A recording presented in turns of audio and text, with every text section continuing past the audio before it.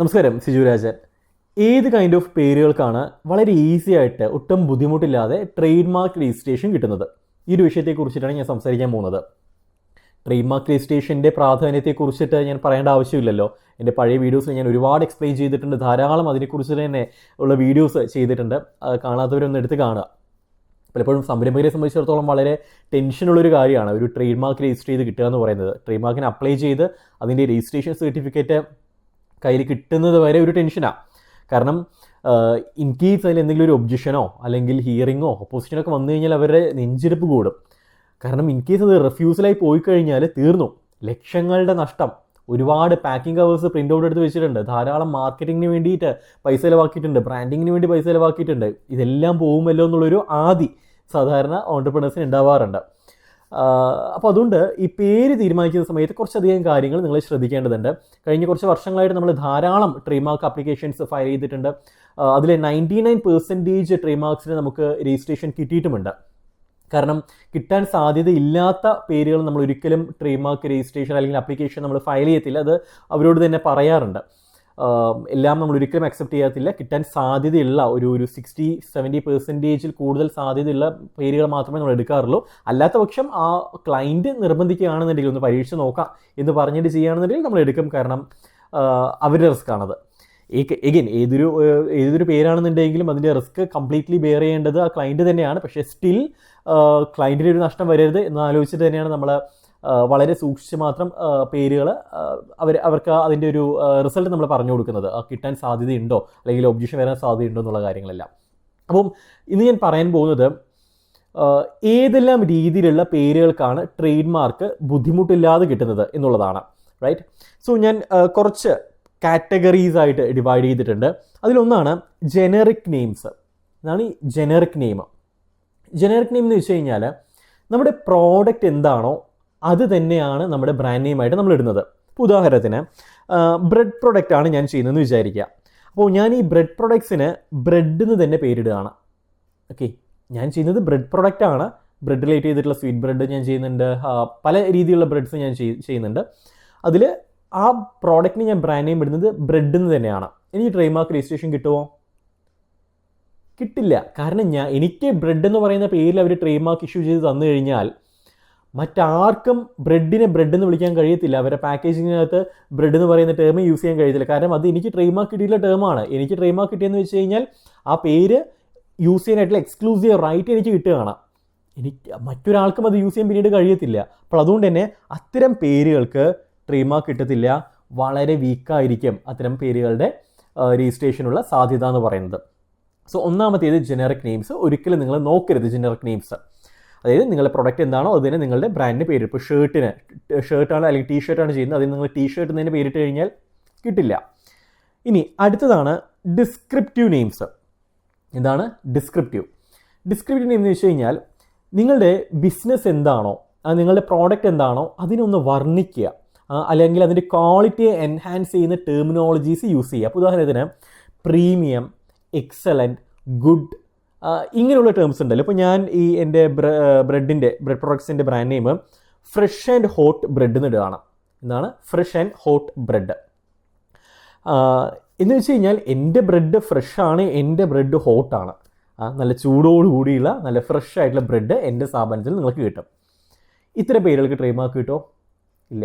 കാരണം കിട്ടാനുള്ള സാധ്യത വളരെ കുറവാണ്. ഞാൻ പൂർണ്ണമായിട്ട് കിട്ടുന്നില്ല എന്ന് പറയുന്നില്ല, സാധ്യത വളരെ കുറവായിരിക്കും. അതിനുള്ള പ്രധാനപ്പെട്ട കാരണം എൻ്റെ ബ്രാൻഡിനെ ഡിസ്ക്രൈബ് ചെയ്യുന്ന, എൻ്റെ ബ്രാൻഡിൻ്റെ ഫീച്ചേഴ്സ് ഡിസ്ക്രൈബ് ചെയ്യുന്ന ടെർമിനോളജീസാണ് ഞാനിവിടെ യൂസ് ചെയ്തിട്ടുള്ളത്. അതായത് ഫ്രഷും ഹോട്ടും രണ്ടും എൻ്റെ ബ്രാൻഡിനെ ഡിസ്ക്രൈബ് ചെയ്യുന്നതാണ്. സോ അത്തരം പേരുകൾക്ക് കിട്ടാനായിട്ടുള്ള സാധ്യത വളരെ കുറവായിരിക്കും. പക്ഷേ നമുക്കതിന് എന്തെങ്കിലും ഒരു സെക്കൻഡറി മീനിങ് പറഞ്ഞു കൊടുക്കാൻ കഴിഞ്ഞാൽ നമുക്ക് കിട്ടും. ഉദാഹരണത്തിന് പിസ്സ ഹട്ട് എന്ന് പറയുന്ന പേരിന് എങ്ങനെ കിട്ടി നിങ്ങൾക്ക് ചോദിക്കാം. That is A descriptive name അല്ലേ? കാരണം പിസ്സ കൊടുക്കുന്ന ഹട്ട് ആ ഒരു സ്ഥാപനത്തെ ഡിസ്ക്രൈബ് ചെയ്യുന്നതാണ്. അപ്പം അത്തരം അതാണ് ഞാൻ പറഞ്ഞത്, നമുക്കതിനൊരു സെക്കൻഡറി മീനിങ് കാണാനായിട്ട് കഴിയണം. പിസ്സ ഹട്ട് എന്ന് പറയുന്നത് കേട്ട് ആൾക്കാരുടെ മനസ്സിലേക്ക് കയറി ഒരു വെൽ നോൺ മാർക്കായിട്ട് മാറി, വെൽ നോൺ പേരായിട്ട് മാറി. അതുകൊണ്ടാണ് നമുക്ക് രജിസ്ട്രേഷൻ കിട്ടിയിട്ടുള്ളത്. അതുകൊണ്ട് നിങ്ങൾ നാളെ ഒരു കുൽഫി ഷോപ്പ് തുടങ്ങണം. അപ്പോൾ അതുകൊണ്ട് കുൽഫി ഹട്ട് എന്ന് പറയുന്ന പേരിട്ട് കഴിഞ്ഞാൽ കിട്ടുമോ ചോദിച്ചു കഴിഞ്ഞാൽ ഇന്നത്തെ സാഹചര്യത്തിൽ കിട്ടാനായിട്ടുള്ള സാധ്യത വളരെ വളരെ കുറവാണ്.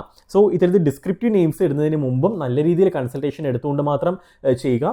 ഹൈലി റിസ്ക്കിയാണ് ഇത്തരത്തിലുള്ള പേരുകൾ നമ്മൾ കൊടുക്കുക എന്ന് പറയുന്നത്. കിട്ടാനായിട്ടുള്ള സാധ്യത വളരെ കുറവാണ്. ഒരു 10%, 20% മാത്രമേ നമുക്ക് പറയാനായിട്ട് കഴിയത്തുള്ളൂ. അതിന് ഒബ്ജക്ഷൻസും എന്തായാലും വരും. ആ ഒബ്ജക്ഷൻ വന്നു കഴിഞ്ഞാൽ എത്രത്തോളം നന്നായിട്ട് നമ്മൾ റിപ്ലൈ കൊടുക്കുന്നു, എത്രത്തോളം നന്നായിട്ട് നമ്മളതിനൊരു സെക്കൻഡറി മീനിങ് ഉണ്ടാക്കിയിട്ട് അത് ഹിയറിംഗിൽ അവതരിപ്പിക്കുന്നു, അത് എല്ലാത്തിനും അടിസ്ഥാനപ്പെടുത്തിയിട്ടുണ്ടാവും ആ ഒരു രജിസ്ട്രേഷൻ കിട്ടുന്നത്. So next one is descriptive name. ഇനി മറ്റൊന്നാണ് സജസ്റ്റീവ് നെയിംസ്. സജസ്റ്റീവ് നെയിം എന്ന് വെച്ച് കഴിഞ്ഞാൽ ഇപ്പം എൻ്റെ ബ്രെഡ് പ്രോഡക്റ്റാണ്, ഞാനതിന് ഹെവൻ എന്ന് പേരിടുകയാണ്.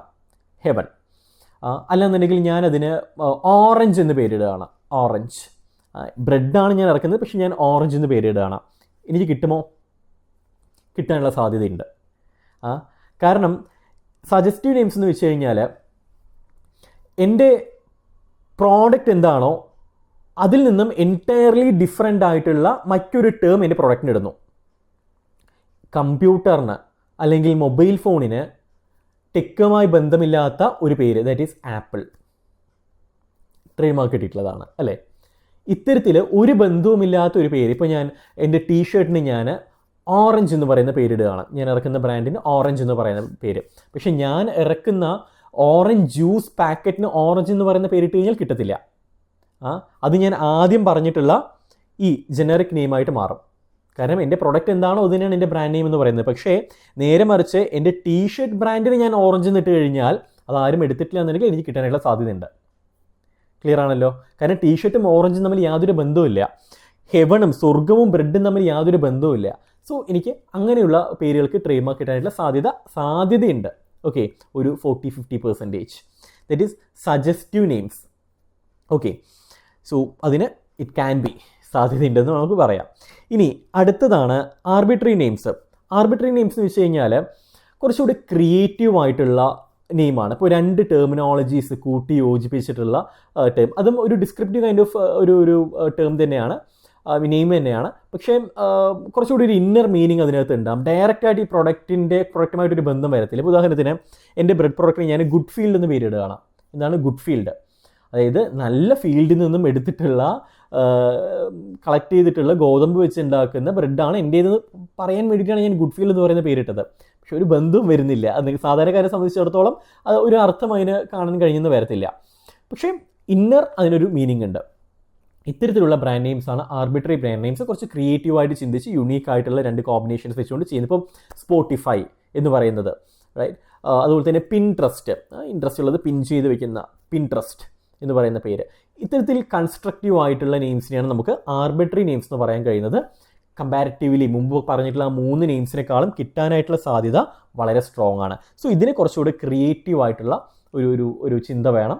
2 ടേംസ് നമ്മൾ കണക്ട് ചെയ്യുന്നു, പക്ഷേ ഇന്നർ അകത്ത് ഇതിനൊരു മീനിങ് ഉണ്ടാവും. അപ്പോൾ ഈ 2 തമ്മിൽ ഡിഫറൻസ്, അതായത് ഈ സജസ്റ്റീവ് നെയിമും ആർബിട്രറി നെയിംസും തമ്മിലുള്ള പ്രധാനപ്പെട്ട ഡിഫറൻസ് എന്ന് വെച്ച് കഴിഞ്ഞാൽ സജസ്റ്റീവ് നെയിം എന്തെങ്കിലും ഒരു പ്രോഡക്റ്റിൻ്റെ പേരോ അല്ലെങ്കിൽ എന്തെങ്കിലും ഒരു സാധനത്തിൻ്റെ പേരായിരിക്കും. അതിൽ കൂടുതലായിട്ട് ക്രിയേറ്റീവായിട്ട് യാതൊന്നും കൊണ്ടുവന്നിട്ടുണ്ടാവില്ല. അത് ഒരു ബന്ധവുമില്ലാത്ത ഒരു ബ്രാൻഡിന്, ഒരു പ്രോഡക്റ്റിന് പേരിടുന്നു. അപ്പോൾ മുമ്പ് പറഞ്ഞ പോലെ തന്നെ ടീഷർട്ടിന് ഒരു ബന്ധവുമില്ലാത്ത ഓറഞ്ച് എന്ന് പറയുന്ന പേരിടുന്നു. ഓറഞ്ച് എന്ന് പറയുന്ന ഒരു ശരിക്കുമുള്ളൊരു ടേമാണ്. പക്ഷേ ആർബിട്രറി നെയിംസ് അങ്ങനെയല്ല, അത് ശരിക്കുമുള്ളൊരു ടേം അല്ല, അത് കൺസ്ട്രക്ട് ചെയ്തെടുക്കുന്ന ടേമാണ്. അപ്പോൾ അത്തരം പേരുകൾക്ക് കിട്ടാനായിട്ടുള്ള സാധ്യത വളരെ കൂടുതലാണ്. That is arbitrary names. ഇനി അടുത്തതാണ് ഹൈലി ചാൻസ് ഉള്ളത്, എന്തായാലും കിട്ടും എന്നുള്ള ഉറപ്പുള്ള names. That is invented name. ഇതിന് പ്രത്യേകിച്ച് അർത്ഥങ്ങളൊന്നും ഉണ്ടാവില്ല, പ്രത്യേകിച്ച് മീനിങ് ഒന്നും ഉണ്ടാവില്ല. അത് ഇൻവെൻറ്റ് ചെയ്തിട്ടുള്ള നെയിം ആയിരിക്കും. അത് ഒരു ഭാഷയിലും ഉണ്ടാവില്ല. എന്തൊക്കെയോ ഭാഷകളിലെ കുറേ ടേംസ് കണക്ട് ചെയ്തിട്ട് ഉണ്ടാക്കുന്ന ഒരു സാധനം. പ്രത്യേകിച്ച് ഒരു ഡിക്ഷണറി മീനിങ്ങും അതിനുണ്ടാവില്ല. വായിച്ചു കഴിഞ്ഞാലും അതൊരു പുതിയൊരു ടേമായിട്ടേ തോന്നത്തുള്ളൂ. ഉദാഹരണത്തിന് ഞാൻ ബ്രൈമ എന്ന് പറയുന്നൊരു പേരിട്ടു എൻ്റെ ബ്രെഡ് നെയിമിന്. അതിൻ്റെ അർത്ഥം എന്താണെന്ന് എനിക്കറിയത്തില്ല, എന്തെങ്കിലും ഉണ്ടോ എന്ന് എനിക്കറിയത്തില്ല, വിട്ടേക്കളഞ്ഞേക്കും. അപ്പോൾ ഞാൻ അത്തരത്തിലൊരു ഇൻവെൻറ്റ് ചെയ്തിട്ടുള്ളൊരു പേര് ഇടുകയാണെന്നുണ്ടെങ്കിൽ ഹയർ ചാൻസാണ് കിട്ടാനായിട്ടുള്ളത്, സ്ട്രോങ്ങസ്റ്റ് ആണ്. നിങ്ങൾക്ക് ഒബ്ജക്ഷനോ ഒന്നും വരാനുള്ള സാധ്യത ഇല്ല. വളരെ യുണീക്കായിട്ടുള്ളൊരു പേരാണ്. അപ്പോൾ പേര് ചൂസ് ചെയ്യുന്ന സമയത്ത് നിങ്ങൾ ഇത്തരത്തിലുള്ള പേരുകൾ കൂടുതൽ ചൂസ് ചെയ്യുകയാണെന്നുണ്ടെങ്കിൽ ധൈര്യമായിട്ട് നിങ്ങൾക്ക് ബിസിനസ് ചെയ്യാവുന്നതാണ്. അപ്പോൾ നമ്മൾ 5 കൈൻഡ് ഓഫ് നെയിംസ് നോക്കിയല്ലേ. അതിൽ ഒന്ന് ജനറിക് നെയിംസ്, കിട്ടാനുള്ള സാധ്യത വളരെ കുറവാണ്. അടുത്ത് ഡിസ്ക്രിപ്റ്റീവ് നെയിം, കമ്പാരിറ്റീവ്ലി ജനറിക് നെയിമിനേക്കാൾ കിട്ടാനുള്ള സാധ്യത ഉണ്ടെന്നുണ്ടെങ്കിലും വളരെ വളരെ കുറവാണ്. നമ്മൾ എപ്പോഴും ഡിസ്കറേജ് ചെയ്ത് വിടാറുണ്ട്, ഇത്തരം പേരുകൾ നമ്മൾ എടുക്കാറില്ല.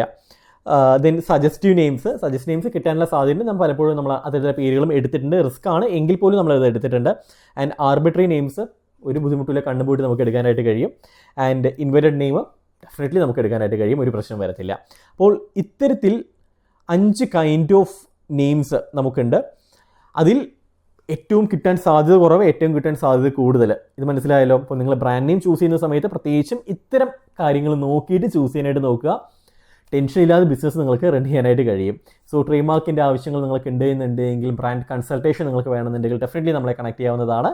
ഡീറ്റെയിൽസ് എല്ലാം ഡിസ്ക്രിപ്ഷൻ ബോക്സിലും ഇവിടെ താഴെ നിങ്ങൾക്ക് എഴുതി കാണിച്ചിട്ടുണ്ടാവും. റൈറ്റ്.